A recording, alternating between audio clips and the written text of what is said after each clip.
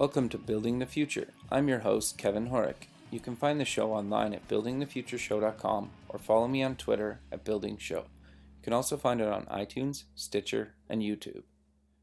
Welcome back. Today on the show, we have Vitaly Golomb. He's an entrepreneur, investor, 500 startups mentor, author, award-winning designer, keynote speaker, and consultant.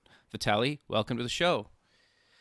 Thank you very much. Glad to be here. Yeah, I'm glad you agreed to do this. You have quite the impressive background, and I've kind of followed you over the years, and I'm very excited to have you on the show. Thank you very much. Yeah, so maybe just for our listeners, why don't we start off with kind of where you grew up? Sure. I was born in Odessa, Ukraine, which is on the Black Sea, kind of across from Istanbul. These days, it's known to be a little bit of a party capital, little Las Vegas and Miami combined. Yeah, so it's a fun place to be. And my family immigrated when I was 8 years old. We went through about 5 months in Austria and Italy, ended up in San Francisco, and I grew up from the age of 8 in Silicon Valley, Bay Area. Went to the same high school, Homestead High School in Cupertino, as Steve Jobs and Wozniak, and just kind of coincidentally was put in a great place to grow up and kind of get engaged in the world of entrepreneurship and innovation at a very young age. Sure. So why did they pick San Francisco? So, yeah, I mean, Jewish, Ukrainian, Soviet immigrants had a few choices, but the process was kind of complicated and had to have some family or some kind of connection, and we had some very distant relatives in San Francisco at the time. Okay. There are lots of folks that went to New York, Brighton Beach, to LA, and other parts of the U.S. and Israel, of course. So we ended up here. It was not quite super intended, but my parents decided to choose San Francisco. Awesome. Yeah, San Francisco is beautiful, so I get it. Yeah, so I'm curious, you got into startups at the age of 13 as an intern. I'm kind of curious to know more about that. Sure. So when I was in junior high, I was quite the geek. Had a nice computer at home because my father was working and doing kind of night gigs at home as a draftsman. And I got into it and met a friend whose father was a famous entrepreneur from Russia, moved a company called Paragraph over when we were in 6th and 7th grade or so. That's when we met. And started messing around there. The company is now, a big part of it is now Evernote. Oh, wow. So that's kind of it's a big history back there. So we got the chance to kind of mess around at the office and do different trade shows and demo the products when we were, 12, 13 years old. We messed around with bulletin board systems, BBSs, well before the World Wide Web. We turned off the ringers on the phones at home and let people dial into our home computers and have chats and exchange files and things like that. That's awesome. I remember those days. So we got started with that. And, so by the time I was 15, I was also doing a lot of graphic design at home, just kind of started on that. And got a job at Kinko's because I wanted a cool car on my 16th birthday, and my parents told me earn it. So I went and did that. So that's how I got started there. That's awesome. So did you go to any post-secondary education? Yeah, I have a design degree. I started actually as a communications major at Santa Clara University. And I was already working at a .com then, had a very busy work schedule, and took a semester off. When I came back, I went to a small design school called Cogswell that's well known in the gaming world and the world of special effects. So the entire Matrix special effects team came from Cogswell, and a lot of animators and game studios. Oh, wow. From there. So I ended up getting a degree in computer and video imaging, which is kind of the technical bits and ends of the design world. And so I started there while I was already running a front-end team at a enterprise.com that was bought by Cadence. And by the time I ended there, I was running my first company, which I actually co-founded with my dad while I was in high school. And when he went on to do some other things, I took over, and it was a printing company that I was running. Oh, that's awesome. So you've been in the game a long time, and you've been doing design and whatnot for a while. That's awesome. Yeah, I mean, so after college, I ran the print company for about 4, almost 5 years. Sold that, started a design firm in San Francisco. Quickly grew that to a second office in LA, and we had a development team in Europe, and ran that for about 5 years as well. That grew well, and then decided to start a product company, which is Keem, which I just recently sold as well. So Yeah, it was congrats. a venture-backed company. Thank you. Appreciate that. Yeah, that's awesome. Do you want to talk about a little bit more what Keem did? Sure. So Keem, kind of drawing on both sides of my experience, which is the print world, the graphic arts world, as well as the world of startups and tech products. Keem is a SaaS product, software as a service, that helps printing companies sell online. So it's you can think of it as kind of a shopping cart on steroids, with some ERP and kind of day-to-day management things that small printing companies would use. It's a very large industry, very old school industry. There are about 30,000 print shops in the U.S. that you can, depending on how you count, and still, close to a $700 billion industry worldwide, and continues to grow. We launched with that first product. We won a number of different awards. We raised some venture capital. We ended up selling this particular product, and right now the company is focused on a marketplace. So think of it as kind of Airbnb for print. So we'll be announcing some things there a little bit down the road. Okay. Let's talk maybe a little bit about the CCS Startups. What exactly is that? So CCC Startups is an organization that I started with a couple of friends in Europe, friends that we became friends kind of supporting entrepreneurship in Europe as part of accelerators and different things like that. As part of Keem, I actually opened an engineering office in Kyiv, Ukraine, where most of our team was, and ended up going to Kyiv quite a bit. And in the process, I became, kind of expanded my mentoring that I do at 500 Startups, or did at that point, expanded it to a few different accelerators in Europe, one of which was in Kyiv. And ended up seeing, big opportunity. I understand the culture, obviously, but I can probably say I'm 75% American, maybe 25% Ukrainian, based on how much time I spent where.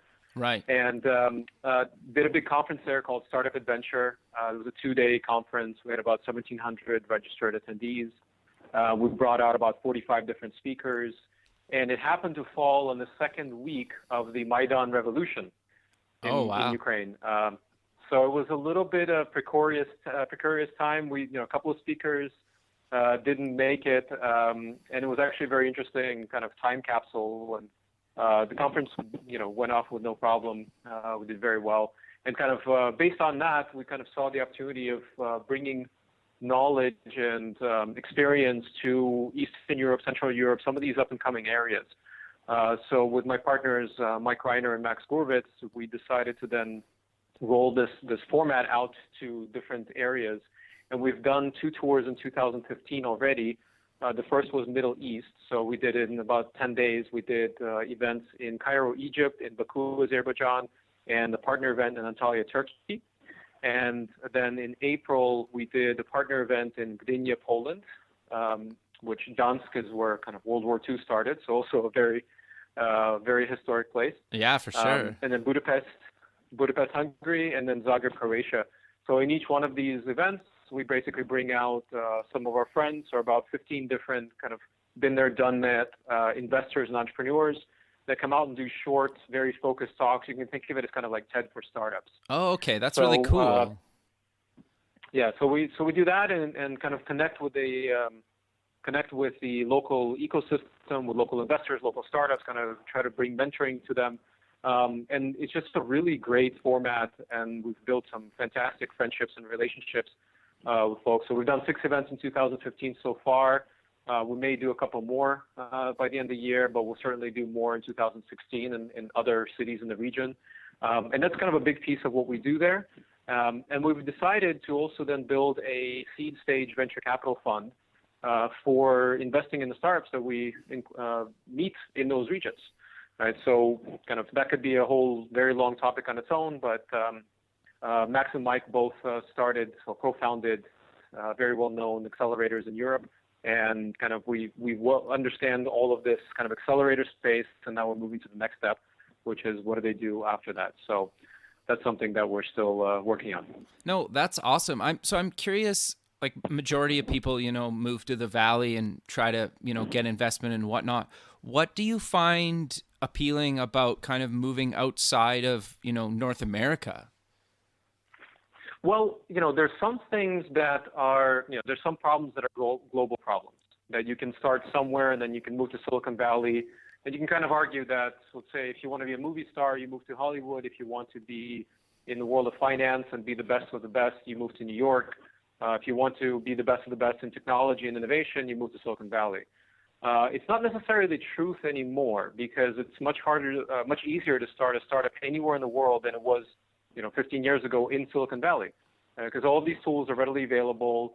And the only really big difference is that, or you should say, two the big differences are that you have the world's best talent here in Bay Area, and you also have the most venture capital and investment here in Bay Area. But that has its negatives, right? So venture capital goes in waves, and right now we're nearly at a peak of one of these waves, and that means that valuations are high. But also, it's nearly impossible to hire software engineers in Bay Area. There's just not enough. This is a big advantage in some of these other regions, especially in Eastern Europe, where you have a massive population of very well-educated, highly qualified engineers. What you are missing there is the knowledge and experience in sales and marketing. Right. But it's a lot easier to teach that side. It's a lot easier to teach sales and marketing than it is software engineering, right? Sure. So that's how we see it. It's a combination. It's a bridge. Also, regional problems are being kind of ignored, right? So somebody building a startup in San Francisco is not particularly interested in the ins and outs of, let's say, some kind of infrastructure or e-commerce issues in Eastern Europe. Sure. But these are very large opportunities that somebody has to tackle at some point, right? So the challenge is how do you get rid of the brain drain effect, right? Or how do you minimize it so the best and brightest from these regions don't just pick up and leave because they have no support system. There's no easy answer, but a big part of that is for them to have access to capital, Sure. to have mini seed investors, have angels, to be able to get rolling, get started. So there are hundreds of accelerators in Europe of various qualities. Most are, they're kind of government projects and things that don't bring a whole lot of value. They provide some educational value, but they don't survive on their own because they've run out of money and there's no returns from these companies. We're trying to facilitate more angel investment, more interest in the region, and for people to be able to develop companies and stay there a bit longer before they make a move or try to expand. Best case scenario, there's some companies I know in Ukraine, they kind of say that instead of moving to Bay Area, they outsource their sales and marketing to Bay Area or to the U.S. and other regions. Oh, whereas that's most of the team still stays there, right? So that's one way I think of it, right? So one way is a lot of software companies here, they outsource their software engineering somewhere, but you can also do the reverse. You can outsource the sales and marketing. Right. I guess I never really thought about that angle, but it does make a lot of sense. And not everybody can just pick up and move halfway around the world, right? For a number of reasons. So one big reason that a lot of these guys can't just pick up and move to America is they don't have this personal support network. Sure. Creating startups is very, very difficult. It's a lot of pressure personally. And for them to also pick up, from a place in Eastern Europe where their total overhead might be $500 a month to San Francisco where a one-bedroom apartment costs $3,500 a month, they just don't have the money and the savings to be able to even afford to move here and make a good effort. And Sure. when they get here, they're months behind because they have no network. Right. They can't just start going fundraising, etc. So they have to, typically the ones that do make a successful move come out here and visit for a couple of weeks at a time, over a period of a year or two, and try to build up a network and try to figure out how they're going to do it, and make some kind of a plan. It takes time to do the move. Also, they need to understand that they might be the smartest person in their school or in their little town, but San Francisco is the Startup Olympics. This is the best of the best in the world. And all of a sudden, it's like somebody from a rural town going to Stanford or Harvard and think that they're smart, but all of a sudden they're surrounded by, by kind of the best in the world and the smartest in the world, and all of a sudden they're not that special anymore. Sure. So that's also kind of a shock. Another piece is that I hear companies, startups pitching, somewhere in Central Eastern Europe saying, well, we're going to build this B2B service, and then we're going to be selling in America. My first question is, have you ever been to the U.S., and what makes you think that this is the product that will answer a particular need? And if their answer is no, but we're going to hire somebody that will make it happen for us, so we'll get a partner, then they just don't understand the customer well enough to build something that's going to work. Sure. As a business. So it's very, very tricky. So when people do come over to America for, just kind of networking and maybe trying to build a little bit of a network before they might, say, outsource their sales and marketing, do you know if they need like a visa, or they just kind of just come on like a holiday, or do you know how that works a little bit? Just, I'm curious. Sure. Yeah. It's actually not that difficult to get a tourist or even a business visa. So, depends on, of course, but I can tell you most Eastern European countries that need visas, it's not that much of a cost. It's not that difficult. You just have to prove to the local government and to the embassy there that you intend to return, that you're not going to just right. Kind of pull a fast one and stay in the country. So that's kind of a process, but it's usually a visa that allows you to stay in the country for 6 months out of every 12 months. Right? Oh, so okay. they can spend up to 50% here. And they cannot, with those visas, whether it's a business visa or a tourist visa, they cannot earn money and work for anybody, right? They can't draw a salary, right? But they can come and visit. They have to get already, work permit, etc. I'm not an expert on this, but I've encountered this quite a bit. There are ways for them to get executive visa, which will allow them to essentially bring their company here that has some kind of investments, has some money in the bank to show them it's a real business, and then they're able to work on that. Right, because I guess you're bringing money into America and you're hiring Americans to do jobs, so therefore you can kind of come and work on this executive visa? Yeah, it's something like that. It essentially allows people with some kind of wherewithal to come and kind of demonstrate that they can support themselves, they're building a business, and hopefully they're creating jobs and things like that. Right. So I know that you're a mentor and advisor to companies. What do you look for when you're looking to mentor or advise a company or individual, I guess? So yeah, I mean, I've for the last 4 years or so, I spent quite a bit of time mentoring as part of accelerators, so with 500 startups, with a handful in Europe, as I mentioned. And these days, I'm working on I've kind of stepped up to working with a little bit more mature companies. So I'm working with one company where I'm leading their Series B fundraise. This is a company that has over 100 employees. This is no longer a little project. This is something a little bit more tangible. So I tended to, in the last few months or last year, I've kind of shifted more towards consulting with companies that are a bit further along. Okay.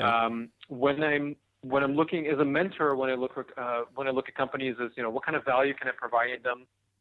Is it just kind of basics, general things? Teach them how to pitch, how to put together a presentation, general sales things. If it's something like that, then I'd rather do it in a group setting with maybe a workshop. But the main thing that I've looked for when I'm helping accelerators pick out good companies to accelerate or include in their programs is to see if they're coachable. If they're already know-it-alls, then really you can't really teach them anything, whether they need it or not. They think they already know everything. Right.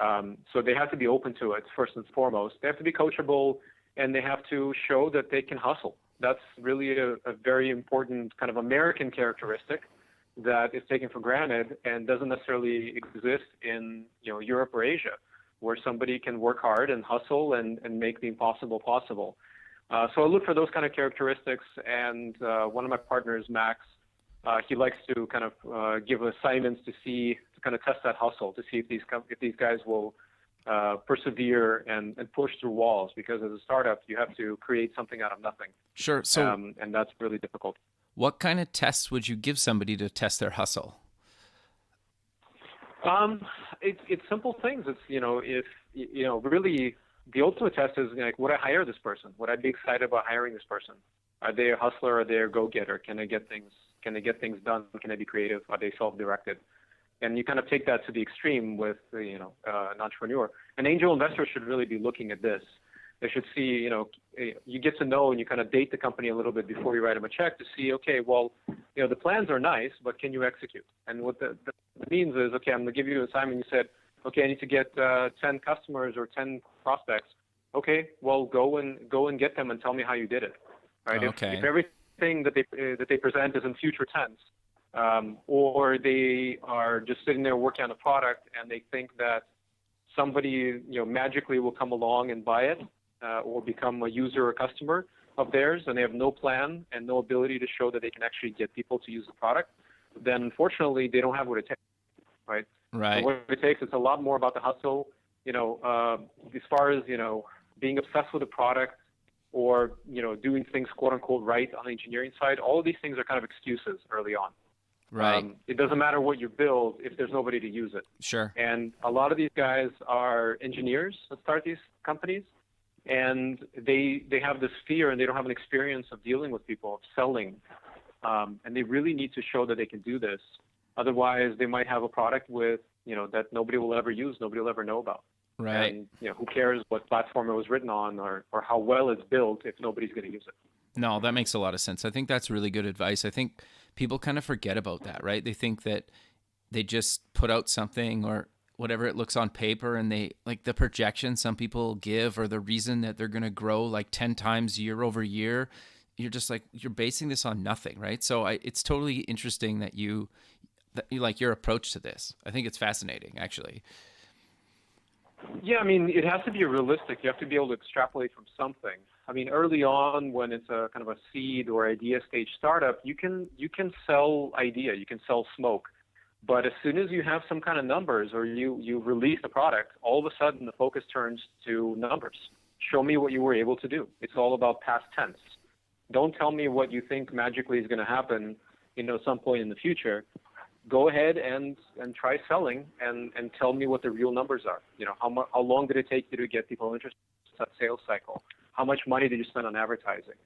A couple of mistakes that the startup founders make is they go on stage and we have no competition, and they drop the mic. It's like, well, congratulations. There's probably no product to be had there.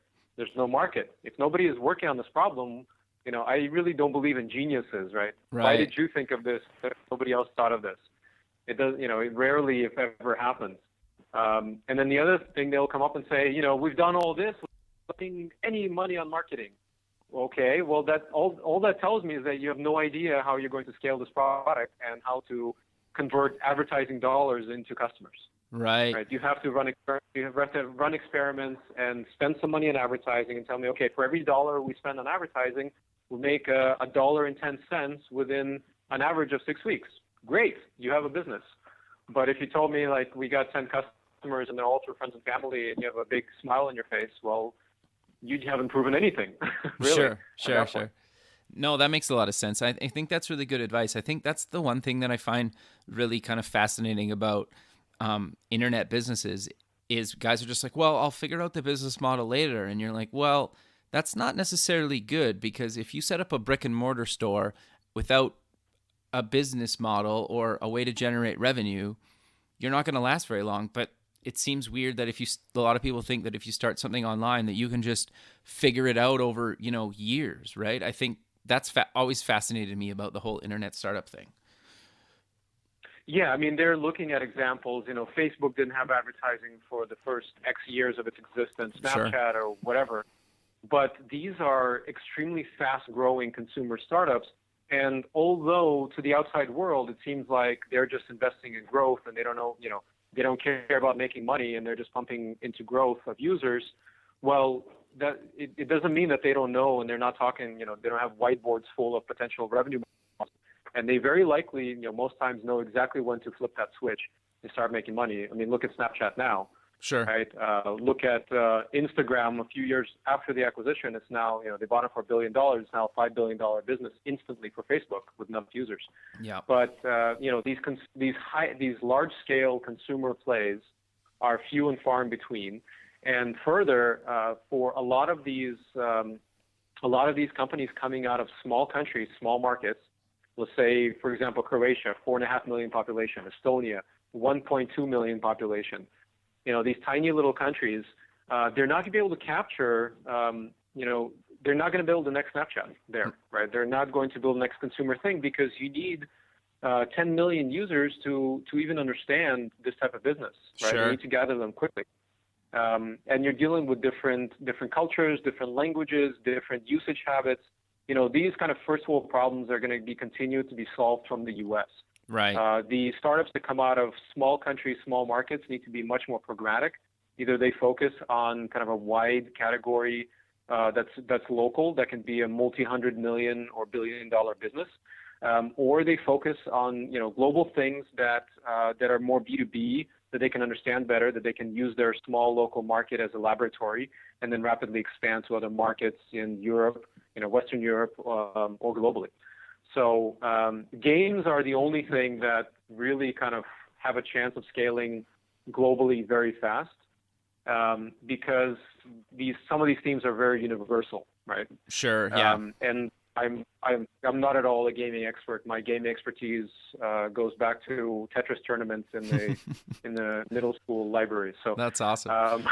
I focus much more on B2B and consumer stuff. So sure. yeah, I mean that's my thought on all of this. Is a lot of times you can't afford to be lazy, right? You can't afford to kind of sit along. Nobody's going to do it for you, right? You have to make a business out of it, or figure out how it's going to be a business, and figure out when you're going to flip what switch. So it's tricky, and that's what we look for usually.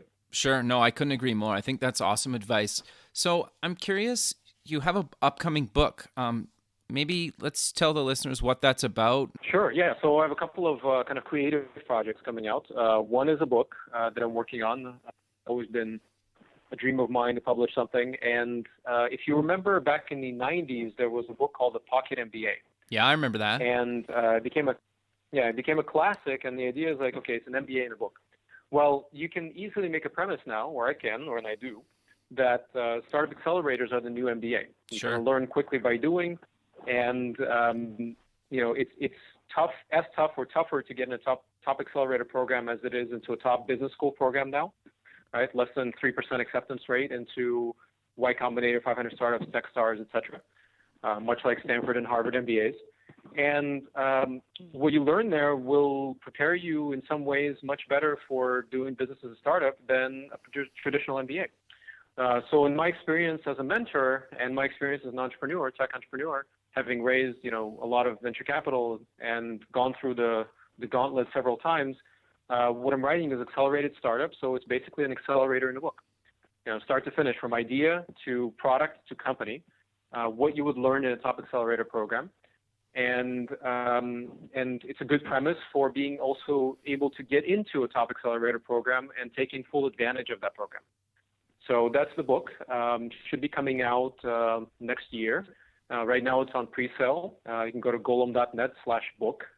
Simple enough. Sure. And it's a pre-order, and kind of doing it also in an innovative way, kind of with a startup as a publisher as well.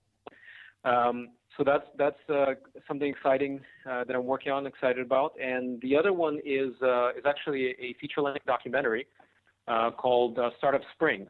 And what we did is we shot a feature-length. We shot a lot of interviews and a lot of footage on our Middle East tour in February.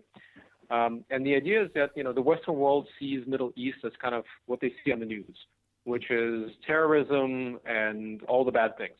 But in reality, there are a number of young people that are very smart, well-educated, very motivated, that want to change their own future, the future of their families, the future of their country, and they're doing it through tech entrepreneurship. And we met some very talented guys and girls, and we've interviewed them extensively. So working on editing that now. Hopefully that will come out early next year in a film festival as well. So watch out for that. So a couple of creative projects, and I was a few classes away from a film directing major. Really? So this is kind of fun for me to actually put together a film project. Sure. Well. No, I think it's awesome. I think it's incredible that you're doing something to cover, startups outside of, the States and especially North America, because you're right. Majority of people just see what's on the media, and it's so not true. And I think that's really exciting. And I'll post all the links that you mentioned in the show notes for the listeners so they can check that stuff out. But I'm super excited to check out that documentary. Yeah, it's a lot of fun, and we're having a lot of fun with editing it right now. But we have some really good footage from the three cities and some very interesting interviews of the local guys and gals. Sure. What cities were those again? That was Egypt, Cairo, Egypt, Baku, Azerbaijan, and Antalya, Turkey. Okay, that's awesome. So we're almost running out of time. I'm just curious. Maybe you can share some advice for aspiring entrepreneurs. Anything what to do or not to do. Sure, I'll give kind of my basic advice that I always give when I do keynotes to young entrepreneurs. In life you have a choice. In your career you have a choice. You can go the traditional corporate route, and there's nothing wrong with that, or you can go the entrepreneurial route. Now, if you're enamored and romanticized by startups, like many people are, because we're at a peak of a current cycle, and a lot of people are choosing to go in the startup world, you have to kind of perfect your craft. You have to understand what you're getting yourself into. It's very difficult. You can't just jump into it. So if you're really going that route, what I usually recommend is for somebody to work in a fast-growing startup for some period of time to learn how it works, and learning on other people's mistakes and being part of a startup that's working, that's growing quick. You will learn a lot, right? You will take all these things, put them in your back pocket, and you'll be able to at least calibrate yourself and know what it's supposed to feel like when this thing is working, because more often than not, it doesn't. The other thing is you have to pick very carefully what you're working on, what idea you choose to dedicate the next 2 to 5 to 10 to the rest of your life to, right? Sure. If it works. You have to be in love with this idea, and it has to be, you're going to have to answer this question, who's the customer and what is the problem that you're solving, right? You have to be able to answer that. And it has to be something that you can't live without solving, right? This thing is bugging you. It's not something you thought of, last weekend, and you're going to jump in and change your life and start working on it. But it's something that's been brewing in your head for a long time, and you've been thinking and researching and socializing and talking to people about, and you convince yourself that this is something worth doing. There is a market need for this solution, and you are the right person or the right team or right part of the team to be able to do this. Right? You have to be very, very thoughtful about this. And only then can you dive in and do it. Entrepreneurship is by far not for everyone. Right now, it's easy to raise seed capital, relatively easy. It's easy to kind of get swept up into all these startup events and to all the cheese and cracker dinners, every night of the week, and patting each other on the back and saying, and calling yourself a CEO on LinkedIn. Sure. But that's the easy part. The hard part is actually making something out of nothing. And you really have to be skilled. If it's something worth doing, something hot, it's a hot market, you're going to be competing with some very, very smart people that probably have more resources than you, probably have more experience than you. You have to be ready for it. You can definitely get the same experience, the same startup experience, and actually learn a lot more if you decide to kind of be humble and that first time around join a company and learn from within. So it's a little bit counter motivating. I'm not saying go ahead, go for a jump into it. It's a little bit more pragmatic, because I think that's really, for the average person, for the average smart, talented person, that's really the way to go. There's one genius per generation, per decade, that can do it and take it to the moon, Zuckerberg style. But, odds are you're not it. Odds are you need to be a little bit more pragmatic and get some experience under your belt before you jump in. No, I think that's actually really incredible advice. I think not a lot of people actually talk about building like a real business, and, everybody thinks they're the next like Steve Jobs or like Mark Zuckerberg, right? So I think that's fascinating, and I think that's awesome advice. So maybe in closing the show, let's promote kind of your social media and where people can find you online. And I'll post these again in the show notes. Sure. So my home online is my website, golomb.net, golomb.net. I'm also pretty active Twitter at Vitaly G, Vitalyg. From either one of those, you can find out all the events and all the projects that I'm working on. That would probably be the best place to reach out to me as well. So there are a few other things that I have on the radar that I'll be announcing some point soon, but you can find out everything there.